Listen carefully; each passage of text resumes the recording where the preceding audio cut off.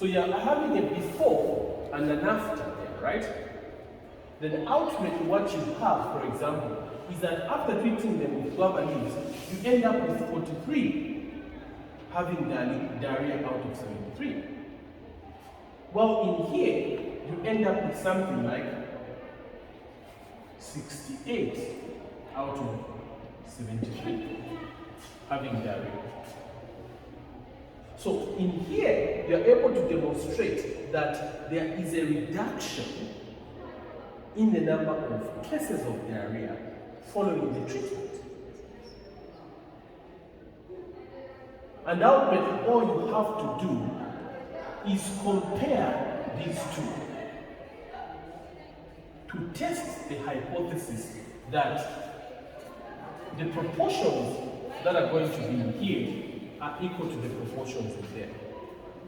Right? So you will discover that there could be a difference, but there is a certain level at which this difference would be considered significant or not. Some of the differences could actually be just by chance. Is that okay?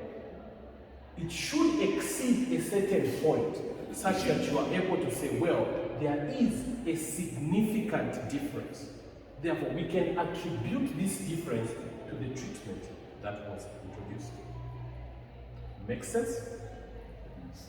Does that make sense, guys? One could be wondering now to say, well,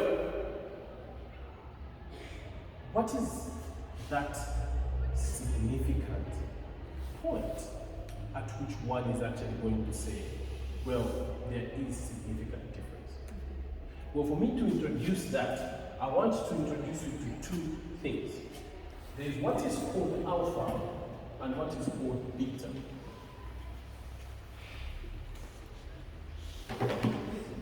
Going together, I was just trying to see this example that you've given, give the definition for, is it now hypothesis, which is saying there is no difference or association between the two.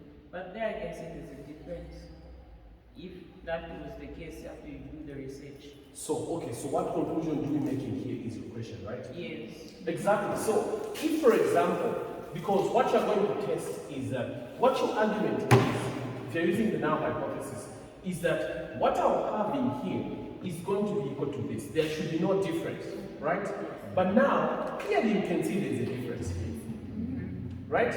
Therefore, if there is a difference, after testing, this needs to be tested for you to know that this difference I'm seeing is significant. But now, since we have seen there is a difference, you can actually make the conclusion that you can actually see that there's a difference, right? So, you reject the null hypothesis. And the null hypothesis is stating that guava leaves do not treat diarrhea. So reject the null hypothesis, reject this statement. And in essence, you have no alternative but to fail to reject the alternative hypothesis that the guava leaves does treat diarrhea. Is this okay? Yeah. However, if you saw something like this one has 68, this one probably has 69, or has maybe 67, this difference, it is possible it could be significant based on the size of the sample. Something like the difference of one can be significant based on the sample size. But ultimately, when you look at this, it is possible that, well, this difference could just be by chance. It is possible. I've not tested this, but it is possible. Therefore, here, when you ask the question that is the result of what we're having in group A equal to group B, clearly you can see that these two are seemingly equal, right? These are seemingly equal. And therefore, there is no difference between the result we are getting after using the guava and after using a placebo. Therefore, you fail to reject the null hypothesis. Fail to reject. You do not have enough evidence to reject the hypothesis that there is no difference. So that's the point you raised. You say that you should not say I accept the No, you hypothesis. can't. Oh. So you don't have enough evidence to reject the statement that whoever lives do not cure diarrhea. You don't have enough evidence to reject this hypothesis. So which means the null hypothesis is true. Yeah, somehow you can say, yeah, the null hypothesis is actually true in this case. It is true that guava leaves do not cure diarrhea. So you can't reject the statement that guava leaves do not cure diarrhea. Hence, don't use guava leaves for treating diarrhea, because it has been demonstrated by research that there is nothing they are doing, at least within the 2 days. So just there you are able to fail to reject the hypothesis. So maybe you have to go further by testing the significance in terms of the difference. In terms of what? I'm saying just Yeah. So this is what we are going to come to. So I was just trying to bring it down for you to see what is going to happen. And that's why I'm saying that these have not yet tested. But when you see something like this, you know, okay, let me just put 68 there. Just so you see that there is no difference. At least in 2 days, for instance. Do you see what I mean? But what I meant by showing 67 here, or even 66 or 69, is that you can see a very small difference, but that difference you're seeing is just by chance. And there are statistical tests that we use to test the significance of that difference. So for example, there is a difference between two proportions, so it would be a chi-square that you would use in this case. See what I mean? Alright, we will come to these things, and trust me, when you look at them, you just be looking at you know the statistical tests to use. For now, let's build on these two. I want to introduce you to alpha. I want to introduce you to beta. I also want you to introduce you to type 1 error and type 2 error. For now, without scaring you with any of these things, you just put alpha, beta, type 1 error, type 2 error. Maybe let me also talk about power, because it becomes very crucial in research.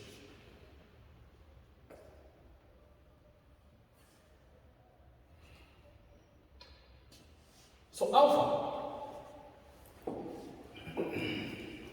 What is alpha? Ever heard of it?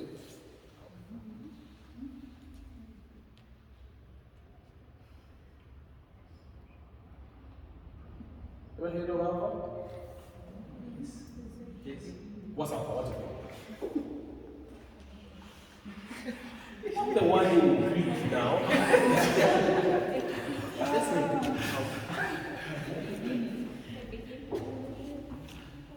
Alpha, don't make. It's not about God. We're not talking about this. What do you think alpha is?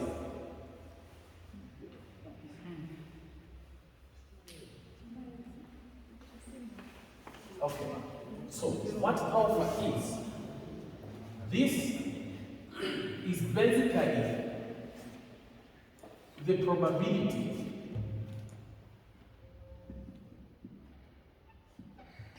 of rejecting the null hypothesis wrongly. The probability of rejecting the null hypothesis wrongly.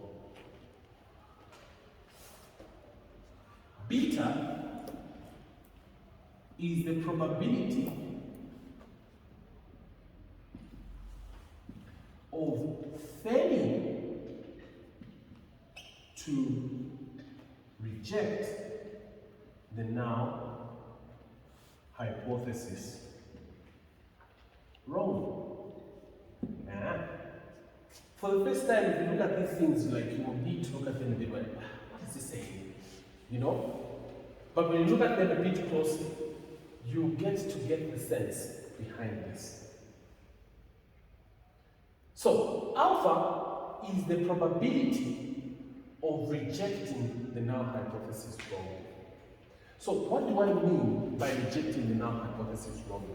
What I mean is this. Look at this situation that I've written here. Right? Then, after you do your statistical test, you've seen that there are 68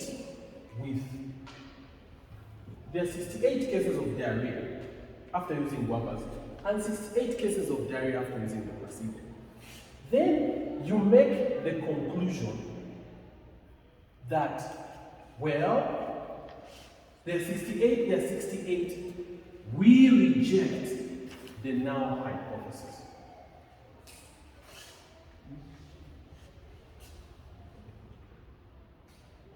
Do you see what I mean? You are rejecting the statement that guava leaves do not cure diarrhea, and yet guava leaves are not curing diarrhea. You have made an error here. Do you get the sense? Yes. Guava leaves are not working, and yet you reject the statement which is saying guava leaves are not working. Make the sense? You get the sense there, Flores? Do you see what's happening? Rejecting the null hypothesis, which was not supposed to be rejected.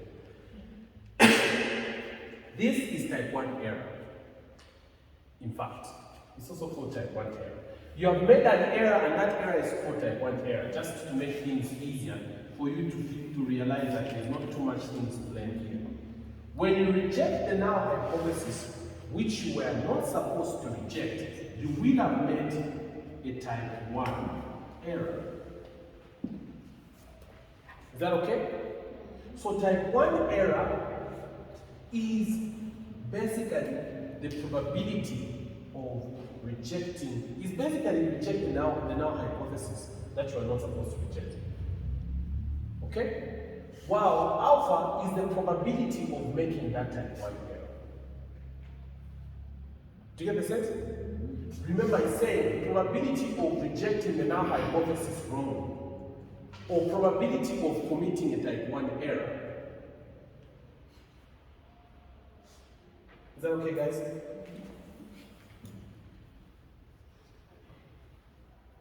Alpha is the probability of rejecting the null hypothesis, which you were not supposed to reject. In this case, you say guavas, you reject the statement that guavas do not treat diarrhea. Therefore, you've made an error, because indeed, guavas do not treat diarrhea in this circumstance. Has this made sense? Any questions before we move? Cool. So, alpha is the probability of rejecting the null hypothesis wrongly, or the probability of rejecting the null hypothesis which you were not supposed to reject. Beta, well, when you reject the null hypothesis wrongly, you will have committed a type 1 error. Right? So we've explained this. So rejecting the null hypothesis which you are not supposed to reject is making a type 1 error. Alpha is the probability of making that error. Is that okay? By rejecting the null hypothesis that you are not supposed to reject, you have committed a type 1 error. The probability of committing that type 1 error is alpha. So when you're carrying out your research, you want to make sure that your probability to commit a type 1 error or to reject the null hypothesis wrongly is as small as possible. In fact, most studies put this probability at low as 5%. And I'll explain why this really needs to be small. You don't want to make this error. You don't want to make this error. You see, if you make this error, then what you are concluding by rejecting the null hypothesis that guava leaves do not cure diarrhea is that, well, guava leaves work. And what you're going to be doing is you're going to make a conclusion or advise the patients that are using guava leaves that, guys, continue using guava leaves because they work. And yet guava leaves are not working. The result is what? People are likely to die, right? Of dehydration. So if you make that error, you're likely to make a very big problem. This is why the chances of making this type 1 error should be reduced as much as possible. It should be as low as 5%.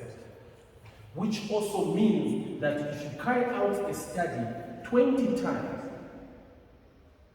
19 out of 20 of those studies, you don't have to make this error. 19 out of 20 is 95%. 95% of the times, you don't make a type 1 error. So that only 5%, which is 1 out of 20 times, the chances of making this error should be as low as 1 out of 20 times. Is this making sense? Do you get the sense? Because you don't want to tell people to continue using something that is not working.